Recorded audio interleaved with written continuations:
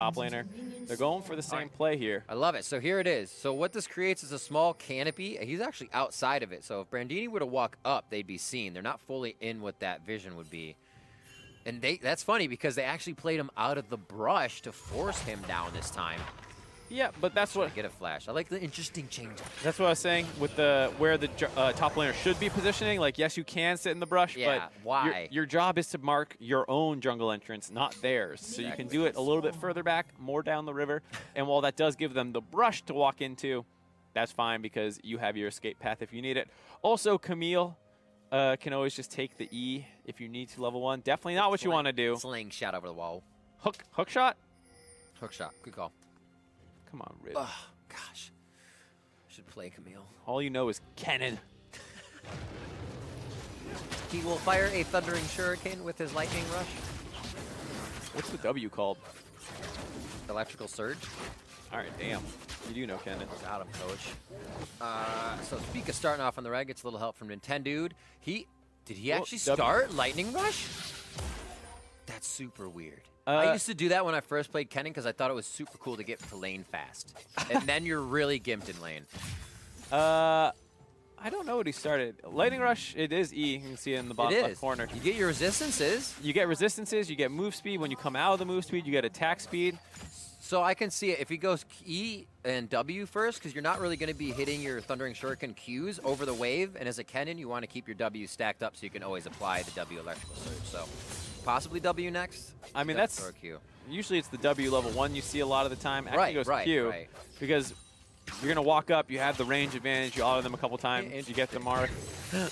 I guess that's not what we're doing, though. We're going hurts his harass a lot because you want to be able to apply that W on the lane opponent and just keep it on him. Interesting. Don't doubt the dude. I'm not going to doubt him. Let's see. He's going to go like 20-0 this game, and then I'm going to look foolish. So, okay, you missed the Q. What an idiot. He's got some vision down. Levi can't get behind him just yet as he moves into the jungle. Raptors for him. Looks like he's getting pretty aggressive here. Feels comfortable. He says Krug's first. I believe that Spica's on the bottom side of the map and won't be here for a while. And, well, Brandini, if he was watching NHถี่pretty carefully, can probably assume that he went and dropped a ward in the own tribe rush. So this path by Levi, if they do know where the ward is, also know that this is not covered, he can get this steal and then potentially go in for a gank behind him. And NHถี่is pushed up far enough in the lane that even when the ward sees him, he won't have enough time to react. Here we go. Finally got that level 1, 2, 3. He has to not use Lightning Rush too fast, as that will completely shut down his gap closer. He uses it right away. Dead to rights is going to connect on this kill. NHถี่definitely going down for first blood. Brandini picking that one up. And there you say, got to be careful how he used his E, and he uses it right into the hook shot, gets stunned up, loses the time that he would have with the move speed. Oh, they're going to say they're going to go for this again. They have the ward behind in lane. Oh, it's just sort of the hook shot. He hadn't come out yet. Oh, Brandini getting a little over eager. Even if he came out, that was he wasn't going to appear on the left side like Brandini wanted. That was a bit of a strange, like, I don't know whether to call it a 50-50 about where NHถี่was going to show up, but it did feel like kind of on what side of the ward, top, bottom. Yeah, it feels like you could have just played it a little slower either way and maybe just walked at him. He had no flash. You have your flash on both Levi and Brandini. I don't know why you can't just E flash into him once he does appear and then get the kill. Either way, play in favor of Brandini there for the top side. We heard a Blazala say it. This guy's been making moves lately. Get a little credit from a former teammate, and they give him the pressure top side with what was a final Camille pick in Champion Select. Spica bot lane. Flash forward from Mabry. Just misses. The knockup from Stunt's going to slow everything down and actually give 100 Thieves a chance to bite back. What an instance of error there coming in from Echo Fox, rather. Yeah, that was a curious timing to go in as well because the wave was showing. So they got one, earlier vision on Spica wrapping around. And two, like you said, the flash Q missing on Mabry pretty much guaranteed that it wasn't going to work even if they did get onto them. And you see they're able to get out there without burning anything but the Ignite. They actually come away with a bit of a summoner advantage. It's like boots for NHถี่in lane very quick. It's something you almost need to get his Kennen falling behind. Your damage falls behind fast. Doesn't feel like you can do things to someone, but bot lane still has a lot of the love. Those taps going on to Mabry. His defense is now down as Cake tries to be the first one. The ward is over. Levi using the ward as utility, so full damage goes on to Mabry, and they pick up a kill with 2 assists the bot side for 100 Thieves. And with no flash available, they knew that that was a free kill. Levi had the target in his eyes, never once thought about hitting Cake. Great point. Never wanted to go after the Varus, knew that they had that free kill. There's Cake being annoying, interrupting Levi's recall. And early on, the Vietnamese jungler popping off on one of his signature champions, the Leesin. Absolutely, and it's good to see. I always love seeing something new that a jungler can fit in. If a flash is down, he's instantly there. Mabry missed that, and they said, well, that's another kill. I'm Leesin. I have a lot of ground I can make up. And they instantly caught Mabry looking. And now Brandini is kind of at that 75% mark. This is actually pretty good for NHÄNDÜ if it can hold here, but now Brandini 1-0-0 with his Tiamat is just force pushing NHÄNDÜ into the turret. And so this is actually one of the nice things about the fact that he stayed and kind of went for that random E. Even though it didn't hit, it allowed him to stay in the lane long enough to collect enough CS to grab that Tiamat. And that's actually pretty important in how this laning phase will pay off, because one of the things Kennen likes to do is he harasses you, he pushes you in, you're trying to like last hit in situations where you have fewer creeps, but with the Tiamat you can actually push pretty well combined with your W, and it forces the Kennen to not have as much harass as they would normally have, thanks to that extra just bit of wave clear that you get. And before I said you want to keep that W pressed up, you don't really want to push your wave either. So you have to auto attack less. You don't get your Thundering Shuriken passive as much. Everything becomes so rough in that lane. The ultimate's really for Spica to come up and have something help now. And now Stunt pushing forward a bit. Look for a Gleaming Quill heal as they're just getting tagged with a bit of love here from Mabry and Cake. That pressure is there from Spica. They may try to go onto Brandini at some time soon. It looks like it's just safe farming for now. They may not want to give Brandini any reason to pop off anymore. Nope, Brandini is already doing pretty well for the lane matchup given how it went. Though he did get the counter pick into it, so he's more than happy to get this early on anyways. And here we go, we're going to get a fight. Feels good. NHÄNDÜ down to about 80% HP. They see Spica on the right side. He's going to try to stun bot Levi. Not too much. Oh, actually quite a bit of damage coming through as they get into the challenge. That's what I'm talking about. He did it. Textbook, you said it before, and the 1-2 punch comes through for Levi. A hit and a stun on a Brandini, but no follow-up there from NHÄNDÜ as they stay. And Levi says, hey, you think we could take this down? NHÄNDÜ sees it for what it is. He starts backing off. And man, Levi, when he gets a target in his eyes, nothing distracts him. He ran right through the Kennen Maelstrom, takes the W to Brandini, kicks out his target, gets the Q onto him, assassinates the Kindred. And this whole time, NHÄNDÜ's just watching it happen. Look at him try and go in and stop Levi from getting in there. Gets the stun, and Levi's like, whatever, I know what I'm doing. I'm taking this W, I'm getting the kick, getting the Q. Bam! Easy. Clap. Golf clap as well. Yeah. It was pretty nice looking. We haven't seen much of the mid lane. Insanity and Yasui back and forth, 76 to 75. As you probably figured now, Yasui's Tiamat pushing in the wave. Those two are keeping it quite even. But a lot of love for the top side of the map and bottom, though. It's definitely get things going here. One of those games where if Brandini gets out of the laning phase even or ahead, he becomes a very strong threat to the Kennen, can go for these kind of all-in and solo kills, build a little bit of MR, and next thing you know, you're locking him down in the Hextech Ultimatum with you, getting the solo kills. And so, with the fact that Brandini's already 1-0-1, you can understand why Levi was focusing so much up in the top side. Yeah. This is the point in the Kennen lane where you want to, your mark on them causes them to sit behind the minions and the casters, so you have a chance to Q now. A little bit of that works for NHÄNDÜ Dex, but not applying as much as he wants. Seems like he's leveling the Q with the electrical surge damage coming out, so he is looking to still hit marks in lane. Levi with a bit of fresh jungling towards the mid and bot side. And say, let's dive the little guy. Let's see if we get another chance on top. Hey, guys, ultimate back available. Brandini's will be up in about 10 seconds, so they're kind of slow playing this one and just threatening him off the turret. I don't think they know where Spica is, but they know that he's not on his Raptor camp. They figure he's down the bot side. Looks like Rikara might get vision of him here. Now they see him. Yeah. Now they ping the top turret instantly. Here we go. Intentions are clear. And it's going to be quick. NHÄNDÜ has to know now. My jungler was team bottom. This is full team communication. He wants a few more minions, though. And you can see Brandini locking down the Q, lighten up the hips. Here he goes. No, he's not going to go. I thought Brandini was going to go. I thought he was going, but his Q wore off for a moment there. He has flash and wall jump. Here we go. Flashes in. Hextech ultimatum is down. Brandini gets in. A quick kick up. He actually kicks him into the walls. He can't go any further. Holds the resonating strike and moves in sonically on the wave, if you will. 4-0 now for 100 Thieves. I just don't even know what NHÄN's doing there. You're watching your turret drop. Just back off completely. Go. Yeah. I don't know. Do something else. You know, you should know that Brandini has flash, and he wasn't. He didn't even need to use it. He ulted. The clearance of your hook shot into ult, people actually forget how much ground that clears because it puts you with them inside a new Hextech ultimatum. We'll see it here again. He's safe. You're within 2,000 units away. Boom. That was really clean by Brandini to get the W off as well. Yeah, before he jumps in. Yeah. Either way, though, like just way too close to that play.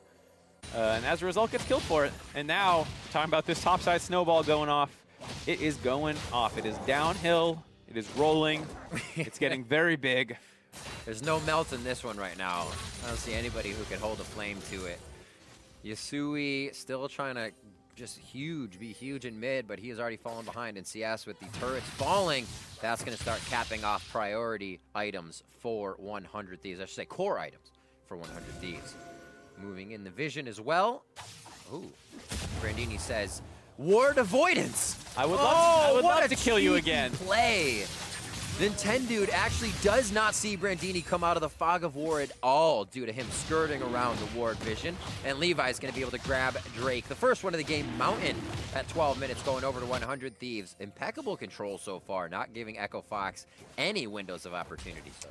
And no ultimate available for Brandini, so no kill, but you get to see just how favored this matchup is from this point in the game. The 2 kills, the 20 CS lead, 3 kills, excuse me, that he's been a part of. All 4 for Levi. For Levi. Good lord. See if he can make is everywhere. Anything go mid lane. It's the one lane that we haven't had a chance to really see any action. Yeah. So you know they're going to try and start making stuff happen there. Or maybe they'll go bot lane. Ooh. Well, Insanity's like, I want a part of the action, guys. Let's go bot. 4v2. Oh, the charm is in. Shockwave, double shockwave. Can he get it there in time? Stopwatch comes in from Cake, so it's not going to look as beautiful, but a great timing on that shockwave charge up as they get the kills they want to go down on the side of Echo Fox, and 100 Thieves are just able to be in and out without any real trouble on these engages. And this is one of those games where you just feel 100 Thieves completely on the same page. Even Brandini was TPing into that one, ended up canceling once they realized Echo Fox had no one coming to support that bot lane. And just really nice layering of CC by the entire team there. Find 2 easy kills and the bot lane turret. Snowball continuing rapidly downhill. Nice start off by Stunt getting the flash RW. Doesn't actually get the taunt on Maybe, but he's still in the knockup range. Then Levi gets the double kick through. Easy. The stopwatch comes through, but that's not going to stop anything. The TP gets canceled out. Very good call, because that would have just been another kill on NHÄNdude, so he does not want to join up down there. And now, 2 side lanes down. We'd say Rakan becomes a projectile at that point. So Yasuo wall, Braum wall, you just face plant into those walls. That's fair. If a champion is moving at a certain speed, they become a projectile. Yeah. I mean, that engage is so crazy. Yeah, especially when you're ahead. There's just nothing you can do about it. And it's a repeat, especially when it comes up. Ha! A quick kick to the face. And NHÄNdude is now in the Hextech ultimatum. Stuns up, and he may be going down. Stunt just could not reach the distance to knock him up in time as Mabry forward. Nice dodge by Linsanity. Echo Fox looking to get around to these broken lanes now and see if they can find some footing to start an advantage. Look at that war. Oh my word, it's like a light bright on the top side of the map. Yeah, they got a lot of vision up there. Good moves by Echo Fox, though, to kind of split the map. They put their bot lane in the mid lane and put Yasui on the bot side, which gets some alone time on that turret while the rest of 100 Thieves works on that top side. While it is immaculately warded, not much to do with it. Now Yasui joined up by Spica. They'll hopefully be able to take this turret down, but the bot lane's back. Do they tunnel for it? Oh, light at the end of the tunnel for Yasui on that one. He had just enough HP to get out. Rakara, not too much damage after he gets that first Storm Razor's proc off just yet, so require that initial fight nuke. Then they got to be able to get the kill after that. Good hit by Rift Herald here. That direct hit from the side spawn just off of lane, and they should be able to take this one down with the pressure, the wave coming in. 2 members as well. I believe it's going to be Stunt coming in as he gets the Scryer's Bloom across. And a double hit for Shelly, but they will not be able to protect it on the second go-around. Great pressure from 100 Thieves, and they're making sure not to push themselves too far. They're being okay with what they have and making sure they just get more the next time around. Right, in fact, they're able to defend the bot lane turret. They went aggressive, they forced them back to make sure that they couldn't get it, and then they know they have the advantage in the mid lane. Drop that Rift Herald down, take that turret. Don't need to be too fancy about it. They grab that one, and they keep brandini up here against NHÄNDÜ. He's looking for any opportunity to go. Hextech ultimatum on about a 10-second cooldown longer, so just going to back off for now. You see the CS is really close, but despite the kills, it shows you that early game was a lot of pressure that gave them room on the turrets, that allowed them to get these turrets. The kills on NHÄNDÜ for sure, but the fact that Cake and Mabry able to keep that CS nice and even definitely helps as they get to the mid game needing their items. They were able to relieve a bit of that pressure up until recently, and 100 Thieves is ready to apply once again. It's just about whether they can then use those items to actually win a fight, because you have a 2-item Leesin piloted by Levi. Going to be ward hopping at your face. You have this Camille also getting close to 2 items, has the Triforce completed at 17 minutes with a Tiamat. That is a good start for Camille. Yowzer, that's a lot of damage, especially for the NHÄNDÜ. He's only trying to work up that Seeker's arm guard, and he can already get deleted. Feels bad when you know your ultimate actually still keeps the enemy alive inside of it. Yeah. You're like, I'm going to stun you and shock you, and it's going to hurt, but you just won't die. Here it is again. He throws down the ultimate, gets the adaptive shield for brandini at first, which actually hurts NHÄNDÜ even more as you see Yasui go down on the bot side. NHÄNDÜ gets out with about 500 HP. A quick kick to the backside, and NHÄNDÜ goes down. Now Spica in a 1v1 with brandini. He's not going to give him the Lamb's Respite. Spica comes up with the Retribution kill assist, and the turret goes down on the bot side of the map as 100 Thieves continue to bite down on their advantage. Yeah, but with Spica showing up at the top side and Orianna having pressure mid, they know no one can possibly be down in this bot lane, so they're going to grab this inhibitor turret, and they're going to stick around for the fight afterwards, probably. Triple chain of corruption going out. They should be able to move safely into their defensive position. With Spica's kill, the perfect game goes to the wayside for 100 Thieves. Ooh, good call. Yeah, and now they will pressure the mid lane. They should be able to get this. They have such an influx of gold coming in from these last turrets and few kills. Let's see what Moneybags have to spend here as 100 Thieves continue their heist. Just Yasui getting caught out. Here's this stunt engage that you're talking about, just being insane. The W and the E are out, so he knows how free this kill really is. They get him instantly. Mabry was kind of collapsing, couldn't actually do it. Brandini flashes in to get the follow-up kill, times it super well with his Q to get the true damage spike, and then just no cooldowns left up to chase Spica down, so he's able to get out. Or get the kill, excuse me. Yeah, yeah. I thought he kicked a minion there and got an adaptive magic shield for a second, and I was like, wait a minute, that should be AD, brother. Maybe it was the E. Could, yeah. Yeah, true. Her mounting, I believe. Excuse me? There's a mounting dread? Mounting dread, yeah. Her mount, she mounted? Yeah, I was like, what are we talking about? Oh!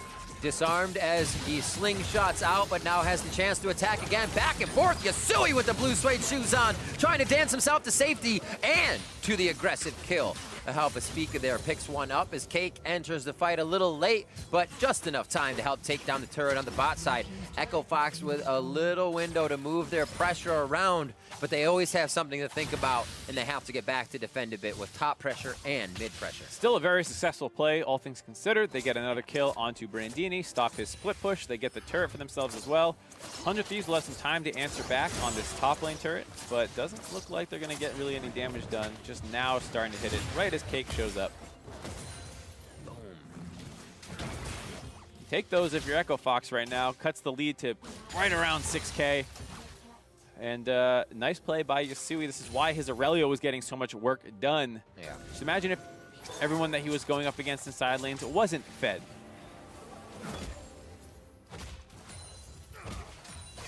Uh-oh, Mabry. Oh, I was going to say where the pressure continues, but it's going to be immediate. We talked about how this 100 Thieves team was very 100 Thieves. The ability to pick, find or make a play in just about each individual lane. Now, coming together means you're going to get more plays, especially if you find one person on the map. About 30 seconds for Mabry to come back up. His flash is down, and they lose a bit of initiation with that. 100 Thieves will use this time to throw down a little bit more vision. Ooh, that was nice. Steps into the feather draw. Yeah, able to get that root off. You got to think Yasuo would be throwing an ultimate out in a second if he didn't get that. Maybe he still will. Gleaming Quill goes out. Flawless Duet just short of Rakara's dash out with stun. And they are safe for another day. Might not have gone Echo Fox's way, even if they did find that. Levi was hovering around that blast cone, ready to come in for the flank. He's just patiently hunting his prey in the top jungle. Still a little too early for their comp to really do this Baron. Rakara's at 2 items, which is nice, but Levi doesn't really have any items. Here they go. They find Mabry again. Why not? Is there a glitch in the Matrix? We just saw this. Oh, he lives! Ooh, the Guardian Shield. Fixed. The Guardian Shield keeps him alive. Brandini wants the kill. Oh. He'll settle for Cake instead. I thought Brandini was going over the wall. Cake is definitely in a bad spot, and they slice him up. I believe they made a wish, and that was going to be that Baron is next. Don't tell anybody or it doesn't come true. They are going to head that way, though, so we can assume. The wall goes 100 Thieves, and Baron will go down quite fast. Yasuo will try and make a play about it. We'll see what happens. Oh, Flawless Duet. Is Flawless Duet get vision? Question from a caster. Yep. It throws down the ultimate. That does. And he's going to go down fast. Pika gets the shockwave to go down, so they used a few ultimates, but I don't think he's getting out of this one alive. Another kill coming in for Brandini as he is just able to cut up the competition left and right. Having a great game on that top side with pressure from Levi to start, and they have used the advantage nicely, now picking up Baron. If anyone's watching this game from the other Academy teams, make sure not to pick Kindred with Leesin up. Yeah. This looks pretty rough. Here, Yasuo walks forward, wants to drop the ultimate. Stunt goes in right at the exact same time. Ori also dropped a ton of damage. Brandini's hopped the wall as well. Now Speak is going in, gets pulled away from the wall. Baron's still at 3K though, so it's not even like he's in Smite Seal range. Well-timed Q by Brandini, because we were talking about it on the LCS analyst desk a little bit. How many players mistime Kindred ult? They see the animation start coming down where the heal is going to drop, and they try and time it with that, but it actually doesn't expire till after the heal comes through. So once again, for people, wait till you see the heal. They're going to be invulnerable through the heal, and then it'll wear off. There's also a bit of time for her to hit the ground as well, so if you cast it late, then you just feel even worse in the initial cast. That too. She kind of has to punch the ground. Quick checks from a Gleaming. Whoa! He just placed that and he heard the Q charging up. He's like, I don't like this situation at all.